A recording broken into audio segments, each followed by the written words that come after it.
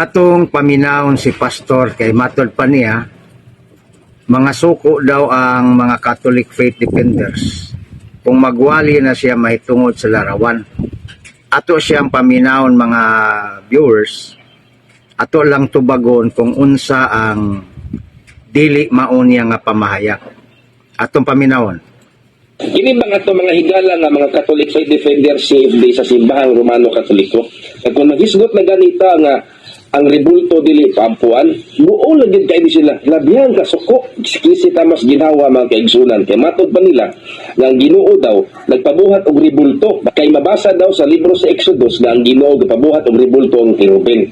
Tinuod man na, wala man tayo supak ana mga kaigsunan. Pero ang unang punto diha mga kaigsunan, wala dyan mabasa mga higala nga ang Diyos gaingon nga imong ampuan, imong pangayog tabang, imong sangpiton ang Kirubin. Wala oy.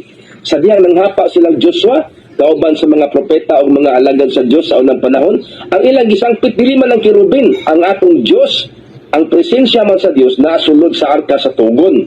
Labot pa ni ana, dili man ta mosupak og mga larawan kay nagud tay larawan sa atong gidikanan ug kaparintihan. Apan ang laing punto diha mga kaigsunan, patod pa sa Deuteronomio kapitulo 5 bersikulo 7 hangtod 9 ug Deuteronomio kapitulo 4 bersikulo 16. Ayaw mo pagbuhat og bisag unsang larawan nga sama sa dagway sa babae o lalaki aron imong ampuan, ludhan ug simbahon. Aton tubagon mga kaigsunan, punto por punto. Unang-una, pastor, wala yun na mo gisimba ang larawan o giampuan nga giila nga Dios. Maulang na ang dagan sa imong mali nga pangunahuna. Ang pagbaton og larawan sa Katoliko dili para simbahon sama sa imohang gisulti. Kay ang doktrina sa Katoliko wala magtudlo nga ang larawan sa mga santos, simbahon, isipon, isip Dios. Sakto nga ang larawan nga gidili diha sa Biblia sa Ginoo, kadtong larawan nga isipon nga Dios. Pero ang Katoliko, wa man miingon nga Dios Maria, Dios Pedro, Dios Santiago, ug uban pa. Imo raman ng una-huna, pastor, ngayon ana nga kami nagdiyos-diyos.